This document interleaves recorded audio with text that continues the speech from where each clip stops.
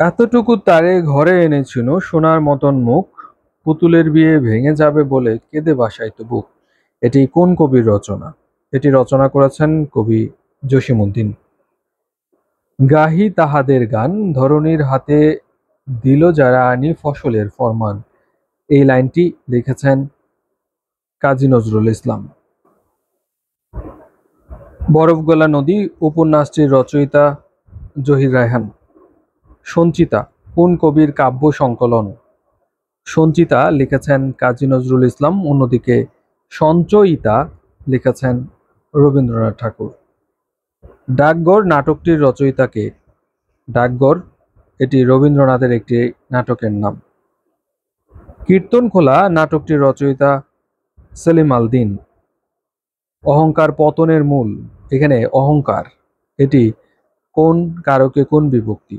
অহংকার যেহেতু একটি উপায়, তাই এটি হচ্ছে করণ কারক। অহংকারের সাথে বিভক্তি নেই, তাই শূন্য বিভক্তি। শূন্য বিভক্তির আরেক নাম হচ্ছে প্রথমা বিভক্তি। কি সাহসে ওখানে গেলে? এখানে সাহসে, সাহসে কোন কারকে কোন বিভক্তি? কর্তা যা করে, যাকে আশ্রয় করে কর্তা ক্রিয়া সম্পাদন করে তাকে কর্মকারক বলা হয়। সাহস হচ্ছে কর্মকারক। এ বিভক্তি যুক্ত হয়েছে যেহেতু এখানে, তাহলে সপ্তমী, তাই এই প্রশ্নের উত্তর হবে কর্মে সপ্তমী। কোনটি দ্বন্দ্ব সমাসের উদাহরণ? নিচে দ্বন্দ্ব সমাসের উদাহরণ হচ্ছে ওহি নকুল। কারণ ওহি ও নকুল এটি হচ্ছে দ্বন্দ্ব সমাস, যেখানে পূর্বপদ এবং পরপদ দুইটাই সংযোজক ও এবং আর ইত্যাদি ব্যবহৃত হয়ে যুক্ত করা হয় শুধু।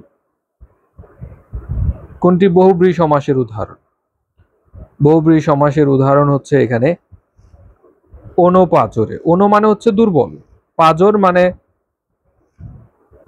পেছনের হার, অর্থাৎ দুর্বল পাজর যার, তাকে অনুপাজরে বলা হয়। এটি বহুব্রী সমাসের উদাহরণ। ইতি শব্দের প্রতিশব্দ নয় কোনটি? ইতি মানে হচ্ছে অবসান, ইতি মানে হচ্ছে শেষ, ইতি মানে হচ্ছে বিরাম অর্থাৎ শেষ। বরেণ্য ইতি এর সমার্থক নয়। নদী শব্দের সমার্থক কোনটি? নদী শব্দের সমার্থক হচ্ছে তটিনী, তরঙ্গিনী, দরিয়া এবং সরিত। সরিত মানে হচ্ছে নদী। অন্যদিকে বারিধি এর সমার্থক হচ্ছে সমুদ্র। উদক শব্দের অর্থ হচ্ছে পানি। উত্তপ্ত শব্দটির বিপরীতার্থক শব্দ হচ্ছে শীতল। নন্দিত শব্দটির বিপরীতার্থক শব্দ হচ্ছে বিষণ্ণ। বিষণ্ণ বানানটা হচ্ছে এখানে ভেঙে গেছে, বিষণ্ণ। মোরক শব্দের সন্ধি বিচ্ছেদ মোর যোগ অক, মোরক। কাঁদনী, এই কাঁদনী শব্দের সন্ধি বিচ্ছেদ হচ্ছে কাদ যোগ উনি। শুদ্ধ বানান হচ্ছে শুশ্রূষা, তালব্যশয়ে দীর্ঘকার। কোন বানানটি শুদ্ধ? বিভীষিকা। প্রথমে হচ্ছে বয়ে রস্বইকার, ভয়ে দীর্ঘইকার, মূর্ধন্যশয়ে ইকার, কয়াকার, বিভীষিকা। শুদ্ধ বানান হচ্ছে প্রতিদ্বন্দ্বী। যদি আমরা বানানটা লিখি প্রতিদ্বন্দ্বী, দয়ে ব, তারপর হচ্ছে দন্তন্বয়ে দয়ে ব দীর্ঘইকার, প্রতিদ্বন্দ্বী। কোনটি তৃতীয় তৎপুরুষ সমাসের উদাহরণ? তৃতীয় তৎপুরুষ সমাসের উদাহরণ হচ্ছে এখানে তেলে ভাজা, তেল দ্বারা ভাজা বা তেল দিয়ে ভাজা, তেলে ভাজা। মন দ্বারা গড়া, মন গড়া। মধু দিয়ে মাখা, মধু মাখা। এগুলো হচ্ছে তৃতীয় তৎপুরুষ সমাসের উদাহরণ। নিঃশেষে নিশাচর, গ্রাসে মহাবিশ্বে, ত্রাসে কাপে ধরণীর, পাপী যত নিঃস্বে। এই কবিতার কবি বা লেখক হচ্ছেন কাজী নজরুল ইসলাম। সুন্দর হে দাও দাও সুন্দর জীবন, হোক দূর অকল্যাণ সকল অশোভন। এই কবিতার লেখক শেখ ফজলুল করিম। শেষের কবিতা উপন্যাসটির রচয়িতা রবীন্দ্রনাথ ঠাকুর। জসীমউদ্দীনের প্রথম প্রকাশিত কাব্যগ্রন্থের নাম রাখালি। নুরুল দীনের সারা জীবন নাটকটির রচয়িতা সৈয়দ শামসুল হক। ঝিলিমিলি নাটকটি কে লিখেছেন? ঝিলিমিলি নাটকটি লিখেছেন কাজী নজরুল ইসলাম। আষাঢ়ে বৃষ্টি নামে, এখানে আষাঢ়ে কোন কারকে কোন বিভক্তি? আষাঢ় যেহেতু একটি মাসের নাম, এটি একটি সময়, আমরা জানি সময় স্থান বা আধার বোঝালে সেটা অধিকরণ কারক হয়। এইখানে অপশনগুলোর মধ্যে অধিকরণ কারক একটা অপশনেই রয়েছে।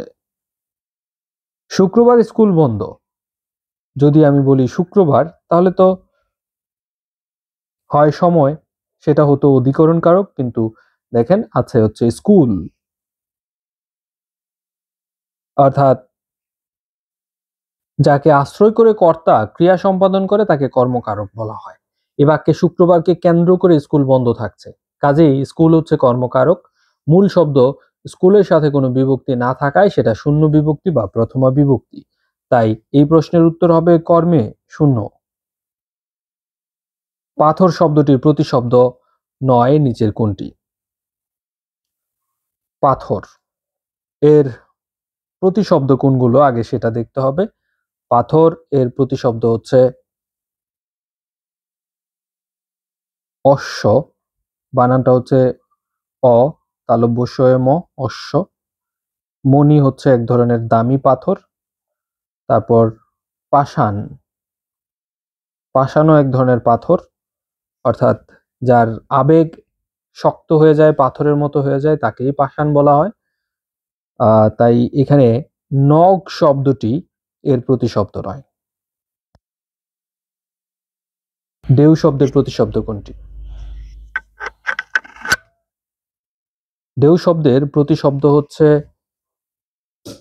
তরঙ্গ, উর্মি বা বিচি। এই বিচি বানান যেটা আছে এখানে, এর অর্থ হচ্ছে কিন্তু ঢেউ। অন্যদিকে বারিধি শব্দ হচ্ছে সমুদ্র, বারি এর অর্থ হচ্ছে বৃষ্টি অথবা সলিল। অলিক এর বিপরীত শব্দ হচ্ছে সত্য। বিশ্রী এর বিপরীত শব্দ হচ্ছে সুন্দর। চিরুনি শব্দটির সন্ধি বিচ্ছেদ হচ্ছে চির যোগ উনি, চিরুনি। জমানো শব্দটির সন্ধি বিচ্ছেদ জমা যোগ আনো। কোনটি কর্মধারয় সমাসের উদাহরণ? কর্মধারয় সমাসের উদাহরণ হচ্ছে এখানে ইহকাল। ইহ যে কাল, ইহকাল। কোনটি মধ্যপদলোপী কর্মধারয় সমাসের উদাহরণ? অর্থাৎ মাঝের পদটা যেখানে লোপ পায়, ব্যাসবাক্যের মাঝের পদ লোপ পেয়ে যে কর্মধারয় সমাস হয় তাকে মধ্যপদলোপী কর্মধারয় সমাস বলা হয়। এখানে যেমন চাল কুমড়া, চালে আশ্রিত কুমড়া, চাল কুমড়া। কোনটি শুদ্ধ বানান? দূষণ বানানটা আমরা যদি লিখি তাহলে হচ্ছে দয়ে দীর্ঘৌকার, মূর্ধন্য স, মূর্ধন্য ন, দূষণ। তাই ক নম্বর অপশনটি সঠিক। কোন বানানটি শুদ্ধ? এখানে সুদন বানানটা হচ্ছে দন্তস্বয়ে দীর্ঘৌকার, দয়ে দন্তন্য, সুদন, তাই খ নম্বর অপশনটি সঠিক। কোন বানানটি শুদ্ধ? শশীভূষণ, শশী হচ্ছে তালব্য স এবং তালব্য স এর রস্বইকার, তারপর হচ্ছে ভয়ে দীর্ঘৌকার, মূর্ধন্য স, মূর্ধন্য ন, শশীভূষণ, অর্থাৎ খ নম্বর অপশনটি সঠিক।